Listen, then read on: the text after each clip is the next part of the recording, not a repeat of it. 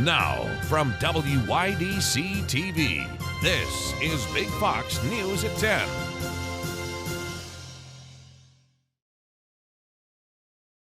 Good evening, I'm Anna Manuel. A black bear has been illegally killed on a Finger Lakes Wildlife Refuge. Environmental conservation officers reported that a canine tracked the black bear that was shot on the wildlife refuge. Investigators identified the hunter, who confessed to shooting the bear with a compound bow. The bear has been donated to the Montezuma National Wildlife Refuge. The hunter, who remains unnamed, will appear in federal court for shooting and killing the bear. The Wildlife Refuge reported that this was the first confirmed black bear sighting on the refuge land.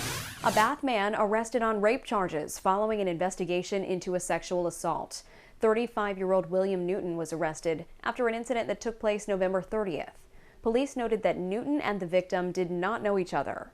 Newton is a registered sex offender and was convicted in 2017 of kidnapping and raping a 20-year-old woman in Hornell. 2 people from Steuben County were arrested following an investigation of illegal weapon possession. Riley Halbert and Amber Zah were arrested by Steuben County Police for allegedly possessing illegal weapons and meth. Both Halbert and Zah were arraigned in court. 3 local fire departments considering the possibility of forming a joint fire district. Big Fox's Josh Feldberg tells us what this would mean for the area. Following an informational meeting between the mayor of Elmira Heights and the town of Horseheads Council, talks of a joint fire district are beginning. A joint fire district between Horseheads and Elmira Heights would mean that the Horseheads Fire Department, the Town and Country Fire Department, as well as the Elmira Heights Fire Department would join together and act as one unit. The 3 fire departments are separated by only 5 miles. One reason for the introduction of a fire district has to do with the lack of volunteers the departments are receiving, according to Elmira Heights Mayor Margaret Smith. A fire district may help solve the problem, but it's not 100% clear. District Attorney Terry Hannigan states that a singular fire district can benefit taxpayers. The meeting that was held last night was an informational meeting, and there are plans to meet with each of the departments to discuss the idea further. Josh Feldberg, Big Fox News, Chemung County.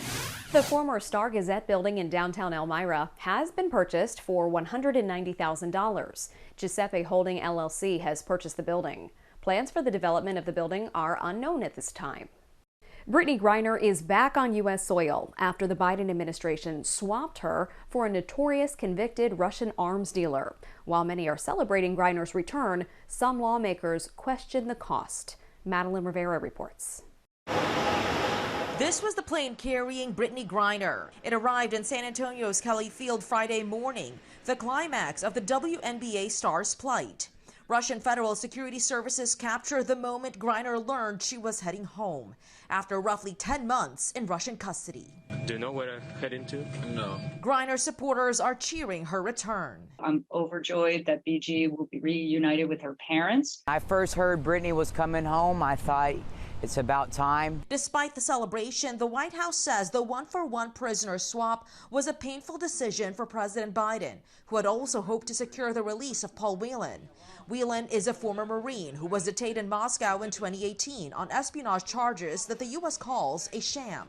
In exchange for Griner, the U.S. had to release Victor Bout, a convicted Russian arms dealer nicknamed the Merchant of Death. This was not a decision that the president made lightly, but he believed it was the right thing to do to secure Brittney's release. Critics argue the trade wasn't fair, adding Bout remains a dangerous man and was too great a prize to give to Russia.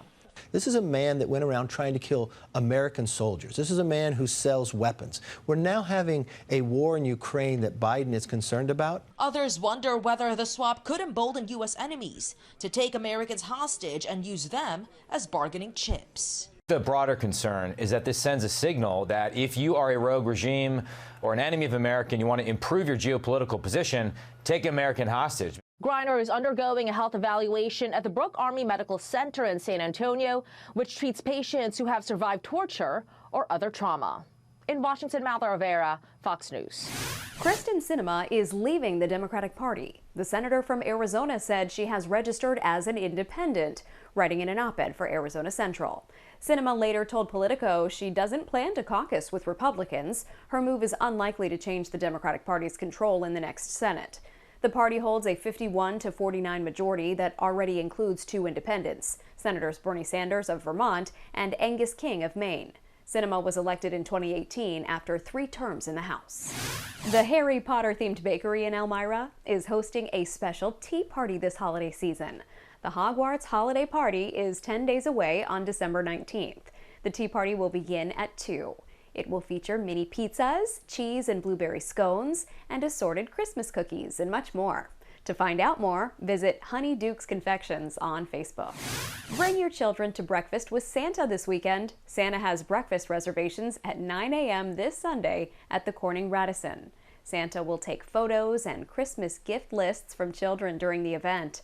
A breakfast buffet will be provided as well. Kids 6 and under eat free with a paying adult. To make your reservation for breakfast with Santa, you can call the number on your screen.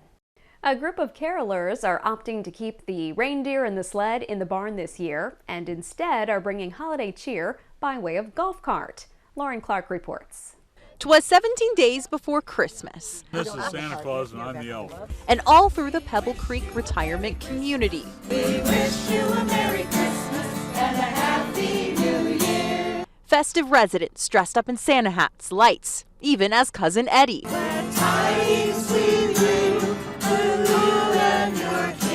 Driving in decked out golf carts, they brought their cheer. Singing loud for the entire community to hear. We've divided up into groups to go sing to our homebound people. Through streets, sidewalks, and roads. The joy and jolliness was there by the loads.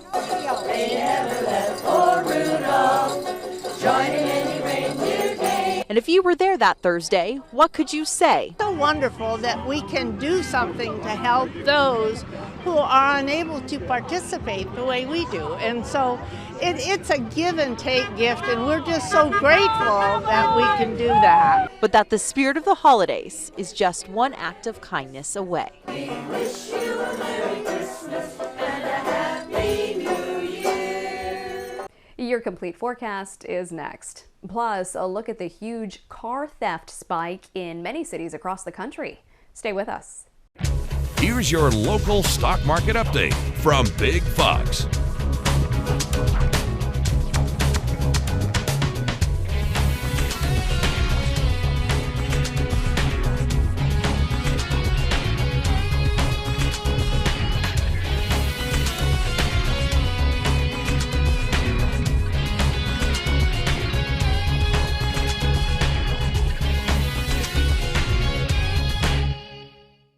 Now, your Twin Tiers forecast from Big Fox. It was a beautiful sight to see that sunshine return after a gloomy weather week. Now, we'll note that as we see clear skies in place, though, note that it is going to bring some cooler conditions as we head into our Saturday morning. So you may want some of those extra layers, and even note that there is even a little bit of a northerly wind in place that will allow for those lows to approach again. A few isolated teens as we do start off with, though, bright skies into our Saturday morning, which warming should turn back around anywhere from 20 there into Bath to about 21 into Elmira. Now, sunshine will be around throughout our Saturday forecast, with temperatures sitting just around near seasonal, with that meaning highs into those lower 40s. But it is going to be short-lived, as there is going to be a quick-moving system, but it's going to bring some wet precipitation with it. Now, temperatures should be cool enough into Sunday morning to start the system off with some snowfall accumulation, looking upwards of about a ½ an inch at onset. However, here locally through the Finger Lakes, there is going to be some warmer temperatures across the southern tier of New York and then into Pennsylvania. Those warmer temperatures into the afternoon will cause for a transition from that snowfall to potentially rainfall. Now, there's still adequate moisture with this, so that could even mean some heavier rates of some showers at times, lessening really the melting of that precipitation we saw early on, and then really lessening any snowfall accumulation locally as you do trend to stay off farther in places with higher elevations and off to the east, might walk away with a few inches of snowfall. So still watching how that system will trend off, but note that we do have some quiet conditions for Saturday. So if you do have maybe some errands or holiday shopping to do, Saturday looking pleasant with a high of about about 41 degrees with a light northerly wind. We'll look at across the area. Everybody's topping off into those lower 40s. So again, seasonal for the region. Sunday is when we'll start to bring in those changes. So we have a wintry mix possible as even our high temperatures still approach about 39 degrees. So that is definitely warm enough to see that transition. If we held closer to the mid 30s, that might allow for temperatures to stay in, or might allow for the precipitation to stay as snowfall. But at onset of the system, the good news is that the morning temperatures will be cool enough that we should have mostly snowfall. It's going to be Sunday morning more across the western portion of the state where some wintry mix might be possible to freezing rain to start the system with that warm front, but that little warm front there pushing into Sunday afternoon is what's going to allow for those temperatures to warm, push some of that rainfall into portions of New York, and then the back end of the system might bring a few flurries. However, again, with such wet conditions when it comes to actual snowfall accumulation, which might not turn around too much due to melting from that rainfall, it is looking to stay around about a half an inch. Some isolated locations may be able to walk away with an inch depending on the rates of the snowfall and when that transition of that precipitation moves from snow to rainfall. So still some of those underlying factors to watch for, but really to note that we have one sunny day. We have some of that wintry mix, might see some lingering snow showers on Monday, but that system should quickly move off. And then much of next week is going to be stuck under a high pressure system, which will allow for more sunshine and near seasonal temperatures. Inflation continues to take a toll on Americans. TSA looks to use technology to speed up security checks and a new way to thank your delivery drivers this holiday season. Therese Crowley has those stories and more in today's Business Briefs. Wholesale inflation rising faster than expected in November as prices for everyday necessities remain at a decade's level high. The Labor Department saying Friday the Producer Price Index rose 0.3% in November. On an annual basis, prices have risen 7.4%, down from 8% in October, and making the lowest reading since May 2021. Over the past 12 months, core prices have climbed 4.9%, putting a strain on Americans' wallets. But despite record high inflation, Americans are expected to spend near last year's average to spread holiday cheer. According to a new study by management consulting firm Deloitte, Americans on average will spend about $1,450 on gifts. That compared to $1,463 per person last year. TSA is planning to expand its facial recognition technology in an effort to speed up identity verification. The technology first implemented back in 2017, now expanding to 16 airports across the country. The technology scans travelers' faces, comparing the image to their driver's license or passport. Looking for a way to say thank you to your Amazon delivery driver this holiday season? Amazon announcing a new initiative that will allow users to tip their drivers $5 at no cost to the customer. Amazon customers are able to use Alexa-enabled devices saying, "Alexa, thank my driver." The driver who delivered their most recent package will then be notified of the customer's appreciation and will receive a $5 tip. That's business. I'm Therese Crowley. Well, many U.S. cities have seen a major spike in car thefts over the last few years, and it's not slowing down in 2022.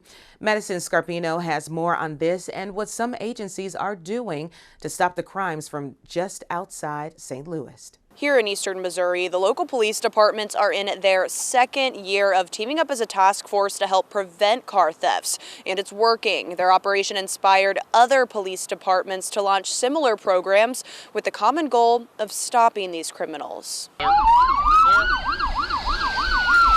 From 2020 to 2021, the number of reported vehicle theft offenses went up over 30%, and many cities are reporting it's not slowing down in 2022. Cities like Seattle, Chicago, Philly, and New York have already seen a major increase in car thefts so far this year. Areas around St. Louis have also seen an uptick in car thefts. That's why St. Charles County created a task force where multiple police departments team up to tackle the problem, and they saw an impact immediately. We've seen a drastic decrease in our auto thefts. We're down over 30% year to date.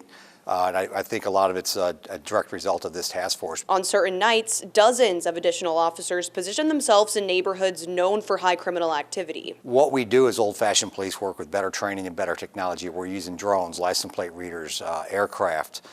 So anything we can throw at this, we have. Prosecutors in the area say they're cracking down on these crimes by asking for higher penalties, like recommending prison time. A lot of times these folks, if their car is stolen, it's not going to be recovered. If it is, it's not going to be in working condition. I think bigger picture It's really just the sense of security. Nearby St. Louis County Police Departments deployed similar tactics in the past few months. On those nights, police reported 0 car thefts. I think it's a model for police departments across the country to, if they want to implement something that's effective. And since crime typically spikes around the holidays, these operations are going to be really ramping up soon and expanding to retail districts as well. In O'Fallon, Missouri, Madison Scarpino, Fox News. Still ahead, a group of veterans are taking the plunge, attempting to break a world record in skydiving in memory of fallen comrades. That story and more coming up. A group of veterans are taking the plunge, attempting to break a world record in skydiving in memory of fallen comrades. Anita Roman has more on that story. 0 down. 0 down.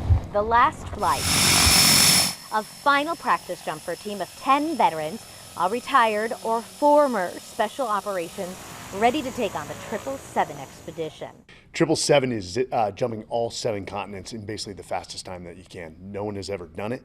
We're starting in Antarctica, then going to South America, Miami, Barcelona, Egypt, UAE, ending in Perth. We are coming back for a celebratory jump in Tampa, Florida. Mike Sorelli is a Marine and Navy veteran, the founder of Legacy Expeditions, an extreme adventure company run by veterans for veterans. He's leading this fearless group. This is about more than setting a record for them. Each team member is jumping for a veteran who gave his or her life in service. When you lose brothers, you go through a process, and that process never really stops. You know, war leaves a fingerprint on you that never goes away. They want us to live, and we're going to do that to the fullest. And if we can tell their story while doing it, then that's a victory. I'm jumping in honor of MA2 Michael Mansour, who was a SEAL. He was posthumously awarded the Medal of Honor for jumping on a grenade 3 feet from me. He gave his life for me. The team spent weeks in Coolidge, Arizona, training at the Complete Parachute Solutions facility. They're going to be jumping as a team wherever they go. Some locations, they're going to have a big aircraft that can accommodate the entire team. And some locations will have a smaller aircraft where they'll have to split it into 2 groups. The biggest thing that we'll probably be dealing with from an adversarial perspective is sleep deprivation. A byproduct of this entire expedition is to continue to inspire our generation of veteran to go out and do big things. Your service doesn't end when you stop serving. According to Sorelli, all of the jumpers will gain something different, but all will give a piece of themselves like their fellow veterans did. The team leaves for Chile December 29th. The attempt to set the record will begin in Antarctica on January 9th. In Coolidge, Anita Roman, Fox 10 News. Amazon rolls out a TikTok-like feature to help accelerate shopping. The feature, which launched Thursday, allows customers to purchase products from a customized feed of videos and pictures. The portal, dubbed Inspire, will show users a non-stop feed featuring products available for purchase through the app. The Inspire portal will appear as a light bulb-shaped icon at the bottom of the Amazon app. Customers will receive opportunities to buy products based on their interest made by the portal over time. Now, with the new initiative, Amazon joins companies like Facebook in capitalizing on the popularity of short videos that led to the rise of TikTok. Disney World is making some changes that will hit fans' wallets. The company is increasing admission ticket prices again at 3 of its theme parks in Florida. Now, depending on the day and theme park customers want to visit, tickets could cost nearly $200. Magic Kingdom will now be the most expensive park to visit since it's the most popular. Disney is also hiking up the prices for its annual passes, which will cost between $43 to $100 more. Stay with us. We'll have more after the break.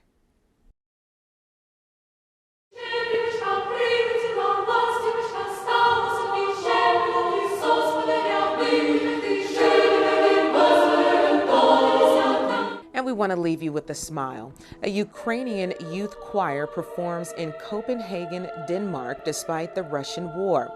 Kyiv's oldest professional children's choir sends a message of hope and strength, making it through to Denmark singing Christmas carols. Bombings and power outages making it difficult to rehearse, the choir, determined to practice, met up in dark bomb shelters. Audience members enjoyed a chorus of a Ukrainian-originated song, Carol of the Bells, which was featured in the movie Home Alone. I'm Harriet Wallace. Thanks for watching.